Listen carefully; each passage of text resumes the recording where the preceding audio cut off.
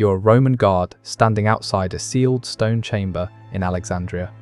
Inside that room is Cleopatra, Queen of Egypt, Pharaoh, descendant of the Ptolemies, the most powerful woman in the ancient world. She has been locked inside for 7 days. You hear her sometimes, not crying, not screaming, just movement, soft footsteps on stone, the faint rustle of fabric. Occasionally her voice, speaking as if someone else is there, though you know for certain she is alone. Before we go any further, there's something you need to understand about Cleopatra's death. Everything you think you know about it is wrong. The romantic story of the asp hidden in a basket of figs is likely fiction. The image of Cleopatra dying peacefully in her royal bed, surrounded by loyal handmaidens, is almost certainly fiction. What actually happened inside those sealed chambers between August 1st and August 12th 30 before Christ was something far more deliberate, far more calculated, and far more revealing about how Rome destroyed its enemies. This is not a story about suicide. It is a story about a systematic psychological operation designed to break the last pharaoh of Egypt before allowing her to die. The real question isn't how Cleopatra died. It's why Octavian needed her to die in a very specific way, and why he needed 10 days to make it happen. If understanding how power operates at its most controlled and calculated matters to you, consider subscribing. This channel exists to expose the mechanisms of domination that shaped ancient civilizations in ways romantic history prefers to ignore. Let me show you what really happened during Cleopatra's final 10 days alive. The destruction began on August 1st 30 before Christ, inside the tomb Cleopatra had built for herself. Mark Antony was dying. He had fallen on his own sword after being falsely told that Cleopatra was already dead. Except she wasn't. She had barricaded herself inside her tomb with her 2 most loyal handmaidens and as much treasure as she could carry. The tomb stood near the Temple of Isis, a solid stone structure, 2 stories high. Massive wooden doors, no easy access points, built like a fortress, because Cleopatra understood that in death she would need the same protection she demanded in life. Antony was bleeding out at the base of the tomb. His men begged Cleopatra to open the doors. She refused. She couldn't risk it. Octavian's soldiers were minutes away. According to Plutarch, Cleopatra and her attendants lowered ropes from the upper level and hauled Antony upward through a high opening, dragging him inside while he was still alive. His blood ran down the stone walls as they pulled. Think about that image. The Queen of Egypt, pulling her dying lover into her tomb because opening the door meant capture. Antony died in her arms on the upper level of that chamber. His final words, recorded by Plutarch, "Do not pity me in this last turn of fate. I was the greatest of Romans, defeated only by another Roman." He died believing his life had meaning. Cleopatra had only minutes to grieve before Octavian's forces arrived. But Octavian did not storm the tomb. He did not break down the doors. He did not force his way inside. Instead, he sent a messenger, Gaius Proculeius. The message was simple. Caesar wished to discuss terms of surrender and the future of her children. Cleopatra refused to open the doors. She spoke to Proculeius through a narrow gap in the stone, saying she would only negotiate if Octavian guaranteed her children's safety. While she spoke, Proculeius's men were climbing the outer walls. They entered through the same opening used to pull Antony inside just hours earlier. They took her by surprise. Cleopatra reached for a dagger hidden in her clothing and tried to kill herself. But the soldiers were ready. They tackled her, disarmed her, restrained her. According to Cassius Dio, Cleopatra screamed as they seized her, "You will not take me alive to Rome. You will not parade me. Kill me now." But the soldiers had explicit orders: keep her alive. Use whatever force was necessary. Do not let her die. They carried her from the tomb, transported her to the palace, sealed her inside a guarded chamber on the 2nd floor. That moment, August 1st, was when the real destruction began. Octavian didn't simply want Cleopatra dead. He needed something specific from her death. And that required time. Egypt, the wealthiest kingdom in the ancient world, was now his. But in Rome, he faced a problem. He had just won a civil war, Romans killing Romans. Blood spilled by citizens against citizens. He needed to justify it. He needed to transform a civil war into something easier to accept. A war against a foreign enemy. A war against a dangerous queen from the east, who had corrupted Mark Antony and threatened Rome itself. But Cleopatra wasn't a barbarian. She was educated, multilingual, politically skilled. She had lived in Rome, spoken Latin, met senators, negotiated with Cicero. Romans knew she wasn't a caricature, and that was the problem. Complicated enemies don't make effective propaganda. Octavian needed to simplify her, to turn her from a political rival into a symbol. The Eastern temptress, the Egyptian witch, the foreign corruption that had to be eliminated for Rome to survive. And above all, he needed to parade her through the streets of Rome in his triumph, alive, because Cleopatra knew exactly what that parade meant, and she would rather die than let it happen. But Octavian had 10 days to make sure she didn't. Octavian needed the Roman people to see the dangerous queen defeated, humiliated, broken. Roman triumphs followed a formula. A defeated enemy king or queen was led through the streets of Rome in chains, displayed to the crowd, publicly degraded, and at the end of the parade, traditionally executed in the Tullianum prison. This was how Rome celebrated victory, through ritualized humiliation of the conquered. Octavian's entire political future depended on that spectacle, on parading Cleopatra through Rome as living proof that he had defeated the East. But Cleopatra understood that formula. She had seen triumphs before. She had been in Rome in 44 before Christ, during Caesar's Gallic triumph. She had watched as Vercingetorix, the Gallic king, was dragged through the streets in chains and then strangled to death in the Tullianum. She knew exactly what Octavian intended for her. Two wills in direct opposition, 10 days to resolve the conflict. This is how Octavian approached the problem. The chamber where Cleopatra was held was chosen carefully. Second floor of the palace.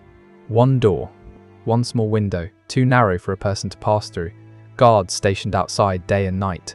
Everything potentially dangerous removed. No knives, no daggers, no ropes.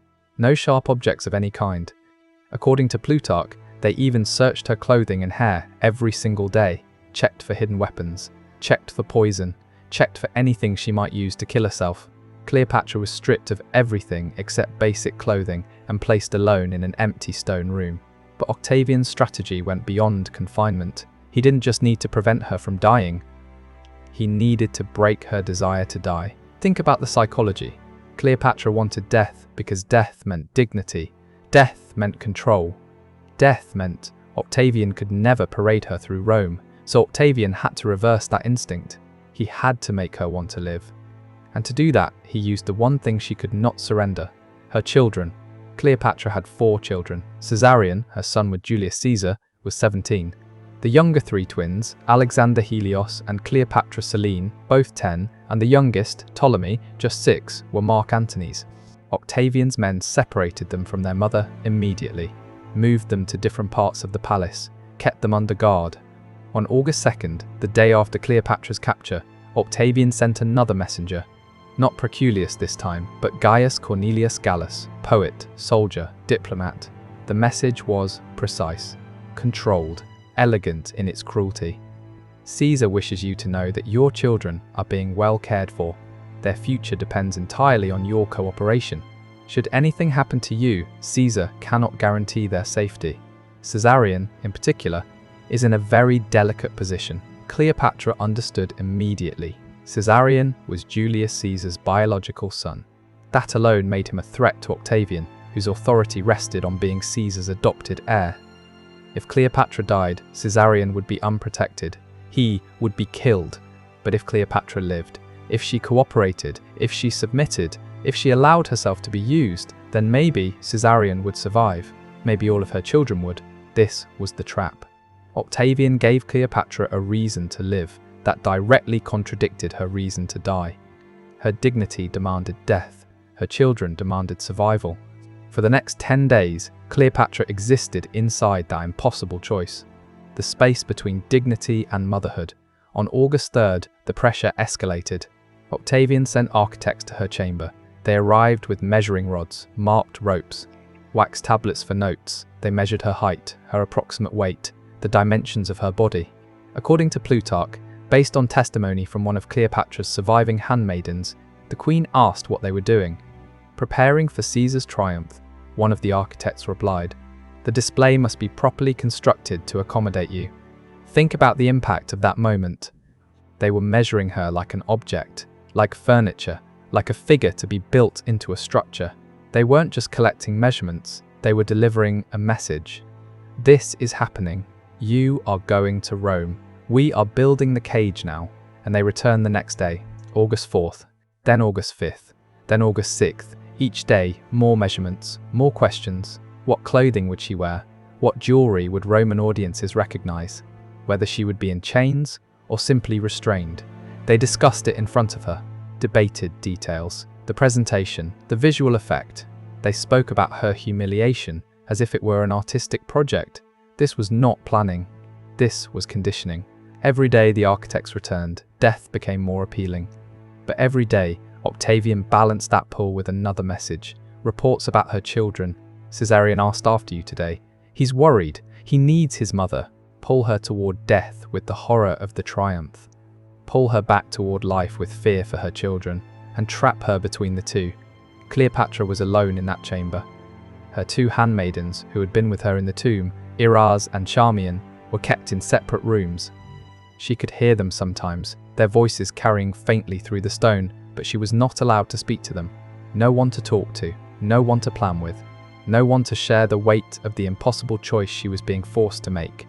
According to Cassius Dio, Cleopatra repeatedly asked to see her children and was refused every time. Not until Caesar is certain of your cooperation. But she could hear them. The palace walls were stone and sound travelled easily. Sometimes she heard the younger children playing. Laughter drifting through the narrow window, too small for anyone to climb through. Think about that torture. Hearing your children nearby. Knowing they're close enough to hear, but not close enough to touch. Not knowing whether the sounds are real or staged. Not knowing if they are safe or if the sounds are part of the manipulation. Modern psychology would call this learned helplessness. Strip someone of agency, remove their choices. Make them dependent on their captor for even the most basic information about the people they love. Octavian was executing that process with precision. By August 7th, according to Plutarch, Cleopatra stopped eating. When guards brought food, she refused it. She sat in the chamber, silent, staring at the stone walls. The guards reported this immediately. Octavian's response was not to force her to eat. It was to bring Caesarion. For the first time in 6 days, Cleopatra saw her oldest son. The meeting was brief. Guards stood close the entire time. But Plutarch records what Caesarion said to his mother. Please eat. Please take care of yourself. I need you. We all need you. Then the guards took him away. That night, Cleopatra ate. And that tells you everything. The threat to her children was no longer abstract. It had a face, a voice, a plea. How do you choose death when your son is begging you to live? On August 8th, Octavian came himself. It was the first time he had spoken directly to Cleopatra since her capture. He came alone, except for guards stationed outside the door. We don't have a complete record of what was said, but fragments survive. From Plutarch, who interviewed survivors. From Cassius Dio, who had access to Roman records. From Strabo, who was in Alexandria shortly after these events. The offer was simple. Participate willingly in the triumph. Walk through Rome under your own power, not in chains. Retain some dignity in defeat. In exchange, your children live. All of them, including Caesarion. They will be raised in Rome as wards of the state.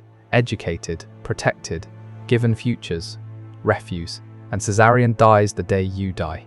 The younger children might survive, they might not. No promises were made. Cleopatra asked for time to consider. Octavian gave her 3 days. After that, we sail for Rome, with or without your cooperation. Choose. This is the brilliance of the trap. Octavian wasn't offering an escape. He was offering justification. A way for Cleopatra to tell herself that enduring humiliation served a higher purpose. That surrender was not weakness, but sacrifice for her children. It was a lie. Octavian was never going to spare Caesarion. The boy was too dangerous. But Cleopatra didn't know that yet.